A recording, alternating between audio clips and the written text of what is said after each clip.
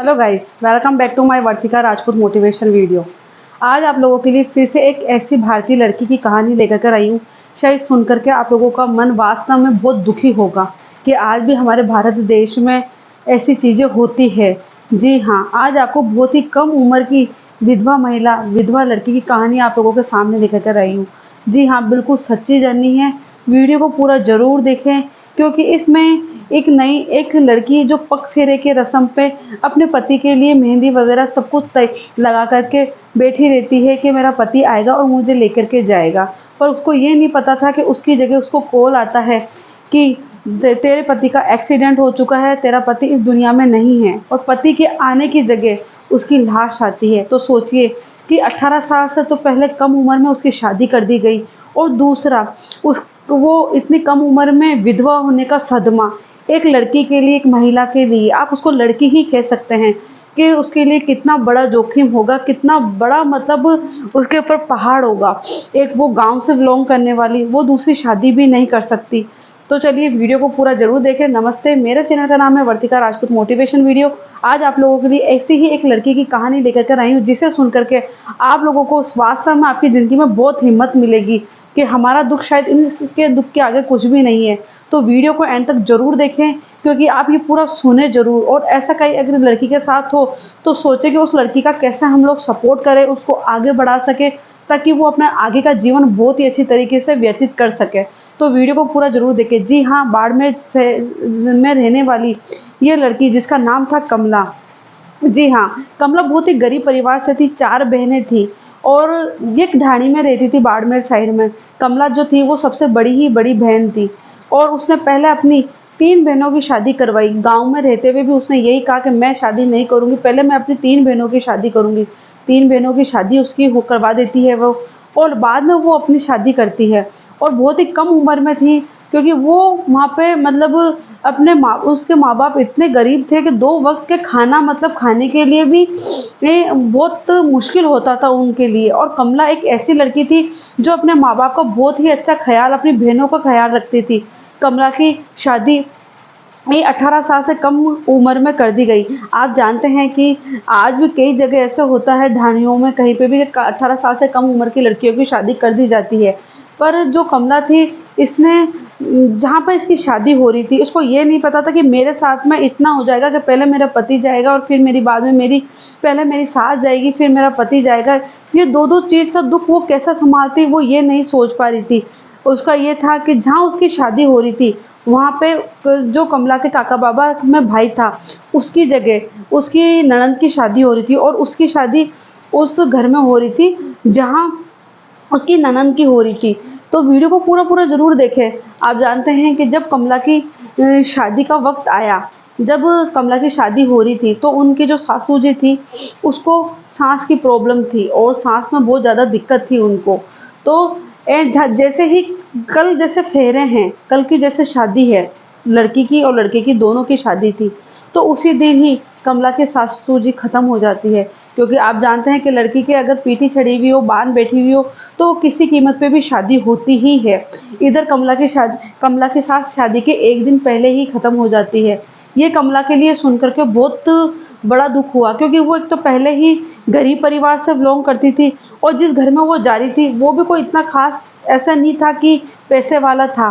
पर सास का साया शादी से पहले ही उठ जाए, तो उस लड़की के लिए बहुत मुश्किल होता, और सब में से बड़ी वो उस घर की वो बहू थी। तो ये होता है, कमला की शादी उस घर के अंदर होती है, और शादी आप क्या मातम का दिन ही होता, पर ये था कि बांध बैठे हुए थे, तो लड़का और लड़की की शादी होना ज़रूरी थी।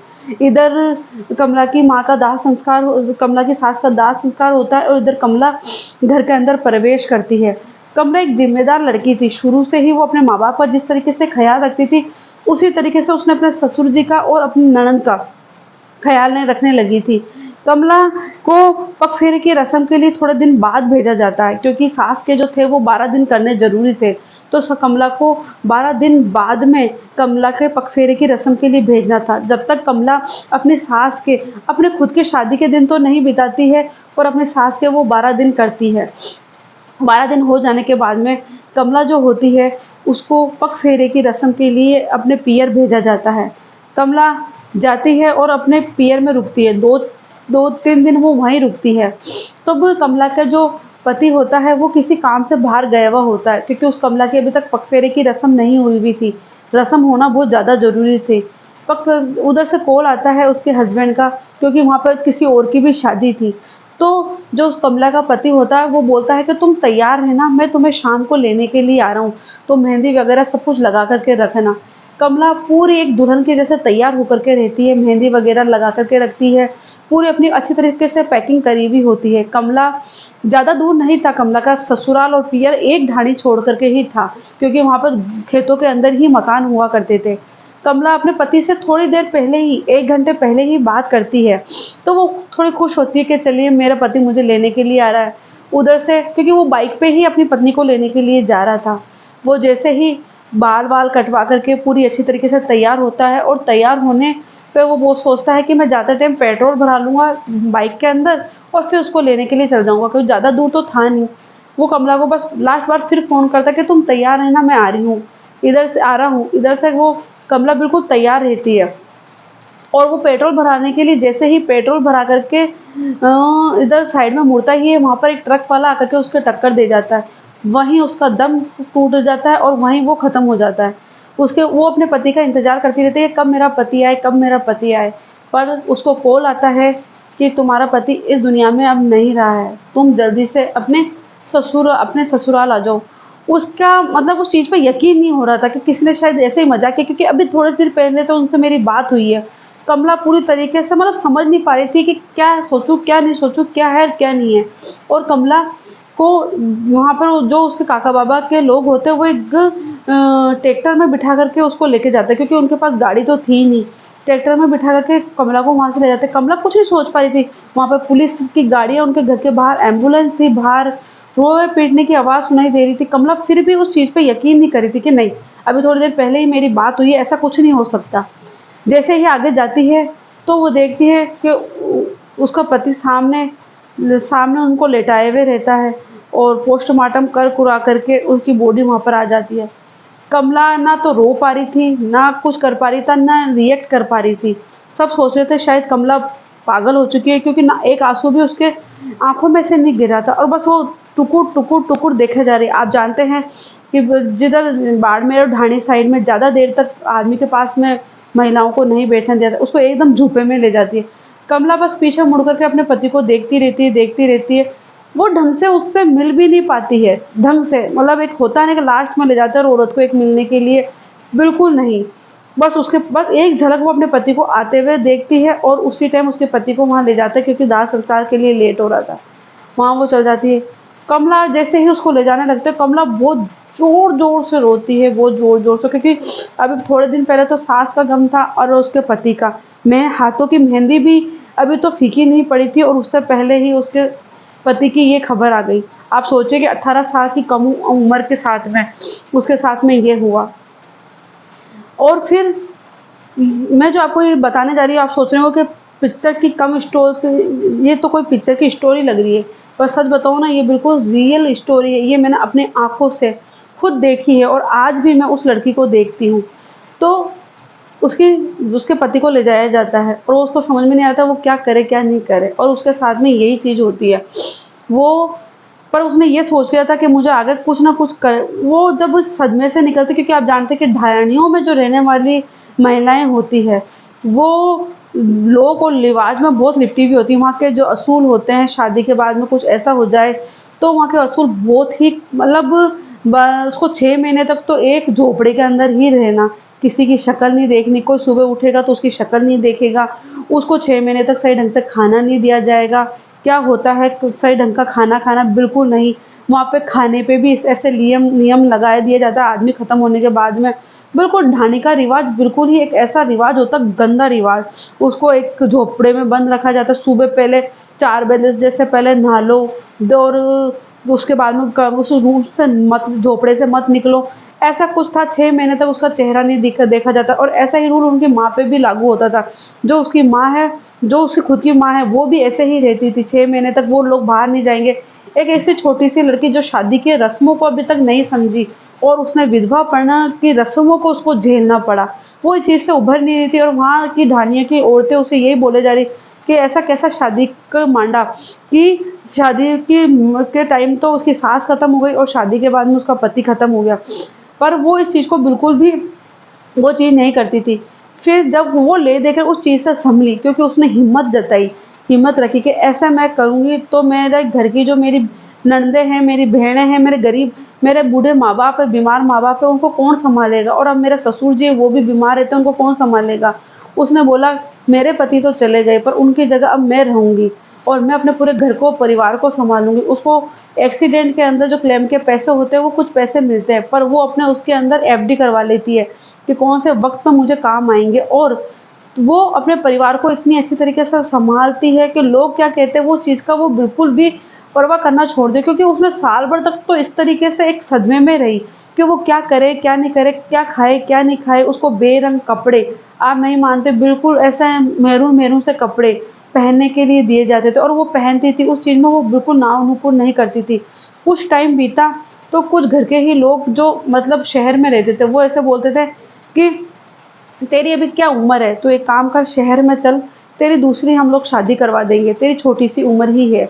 जो उनके रिश्तेदार थे, जो ससुराल के रिश्तेदार थे, उन्होंने बोला, उसके ऊपर खूब पीछे पड़ते थे, पर उसने बिल्कुल मना कर दिया कि मैं दूसरी शादी नहीं करूँगी, चाहे भले से मेरी उम्र कुछ ही नहीं हो, पर मैं दूसरी शादी नहीं करूँगी। अगर मेरे भाग्य में लिखा होता तो यही मुझे मिल जाता। वो डर-डर के रहने लगी, कहीं-कहीं मुझे शहर नहीं ले जाए, कहीं मेरी दूसरी शादी नहीं कर दे, मैं दूसरी शादी नहीं करना चाहती। और जो उसका देवर था, उसके देवर के वो अपनी छोटी बहन की शादी करती है और वो छोटी बहन को ही मतलब अपने पास इस तरीके से रखती है कि उसने कह दिया था कि जो भी मेरी छोटी बहन का बच्चा होगा, उसको मैं अपने बच्चे के समान ही मानूँगी और मैं उसको पालूँगी, पोसूँगी और उसको ही बड़ा करूँगी। पर मैं दूसरी शादी बिल्कुल नहीं करूँगी। लोग बाग सोचने लगे कि इसको क्या लालच है, ये दूसरी शादी मतलब जो उसको ससुराल वाले सोचने लगे कि जब हम आगे को तो कह रहे हैं कि इसकी दूसरी शादी के लिए, तो ऐसी क्या चीज़ है? उसके ऊपर ही उल्टा कीचड़ उछालने लग गए और वो ढाणी, एक घर यहाँ पे, एक घर कहाँ पे, इस तरीके से वहाँ पे घर था।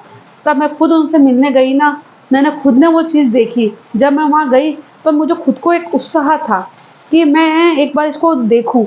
जब मैंने देखा तो वो एक मैरून कलर का लिबास पहन के जो और एक-एक हाथ में कड़ा पहन के वो मेरे सामने आई। तब वो मुझे सामने आई, तब मैंने उसको देखा तो मैं उसको देखती रह गई कि क्या उम्र है इसकी। मैंने भी उसको खूब समझाया कि आप शहर चलो, शहर आप पढ़ना, लिखना, आगे बढ़ना और शादी नहीं करनी है तो मत करना, पर अपने पैरों पे खड़े होना। पर उसने बिल्कुल साफ मना कर दिया कि नहीं, मैं शादी दूसरी तो वैसे भी नहीं करूँगी, पर मैं इस घर को छोड़ के भी कहीं नहीं जाऊँगी। मैं यहाँ पे जो मेरे बूढ़े ससुर जी हैं उनको सँभालूँगी और जो मेरी बहन का बच्चा होगा, मैं उसी को ही अपने पास में रखूँगी और मुझे अपने माँ-बाप की भी सेवा करनी, मेरे माँ-बाप के मेरे अलावा और कोई भी नहीं है। मेरी बहनें छोटी-छोटी हैं, इसलिए मैं कहीं पे भी नहीं जाऊँगी। सच बताऊँ, वहाँ की जब मैंने चीज़ें देखी ना, तो मेरे देख कर के आँखों में आँसू नहीं थमे और इतना-इतना घूँघट उसके अंदर। मैंने सोचा ये 18 साल से तो कम लड़की है और फिर भी ये इतना-इतना घूँघट निकाल कर किस तरीके से यहाँ रह रही है। पानी भरने के लिए भी वहाँ से कम 1 किलोमीटर दूर जाना पड़ता था और उनके पास में पानी की सुविधा, वहाँ पे नल वगैरह कुछ नहीं आया हुआ था। वो लोग बारिश का पानी इकट्ठा करके टैंक में रख कर के वही पूरे 12 महीने वही पिया करते थे। तो जिस तरीके से कमला ने सोचा, कमला चलो आगे नहीं पढ़ना चाहती थी, वो अपने बूढ़े माँ-बाप की सेवा करना चाहती थी। पर हमारा आज भारत देश के अंदर ऐसा है, कहीं पे भी लड़कियों की साथ में यहाँ हो जाती है तो कई तो रिश्तेदार खुद सोचते नहीं कि इनकी दूसरी हम शादी करवाएँ। अगर शादी चलो ना करे, वो लड़की की मर्ज़ी है, पर उसको बाहर पढ़ने और लिखने के लिए भी मना कर दिया जाता है कि नहीं, अब ये 4 दीवारी के अंदर रहेगी, बस घर का काम करेगी, कुछ भी नहीं करेगी, बस ये ऐसे ही रहेगी। तो वो कहाँ का न्याय होता है, वो कहीं का भी न्याय नहीं होता है। तो हमें ऐसी लड़कियों को सपोर्ट करना चाहिए, वो शादी करे या नहीं करे वो उनका डिसीज़न होना चाहिए। पर हमें उन लड़कियों को पढ़ाने के लिए प्रेरित करना चाहिए, उनको अपने आगे पैरों पे खड़े होने के लिए प्रेरित करना चाहिए। कमला के साथ जो हुआ वो बहुत ही बेकार हुआ। ऐसा सुनने के लिए तो शायद सोचे कि क्या बीती होगी उसके ऊपर। पर आप ही बताइए कि हमें ऐसी महिला लड़कियों को सपोर्ट करना चाहिए, आगे बढ़ाना चाहिए, उनको शिक्षित करना चाहिए ताकि वो आगे अपना और अपने घरवालों का भविष्य भी उज्जवल कर सकें। तो कमला की जर्नी आपको कैसी लगी? ये मैंने खुद ने देखा है, खुद उनसे मिली हूँ और आज भी वो ऐसे ही अपना जीवन जी रही है। आज वो भी मात्र मुश्किल से 24-25 साल की हुई होगी, पर वो आज भी अपने ससुराल में रहती है, पियर वालों को संभालती है और अपने ससुराल वालों को भी संभालती है। तो ये बोलते हैं ना फ्रेंड, एक हिम्मत और एक कॉन्फिडेंस लेवल होना चाहिए इंसान को। और कमला ज़्यादा कुछ पढ़ी नहीं लिखी थी, सिर्फ 5वीं क्लास पास थी वो, सिर्फ अक्षरों को पहचान लेती, अपने नाम लिख लेती, कर लेती, बस इतना ही जानती थी। तो आप सोचिए कि ज़िंदगी में हमें कभी हार नहीं मानना चाहिए और हमें इन लड़कियों के लिए, इन महिलाओं के लिए कुछ ना कुछ करना चाहिए, ताकि ये महिलाएं आगे बढ़े और ये अपने पैरों पे खड़ा हो सके।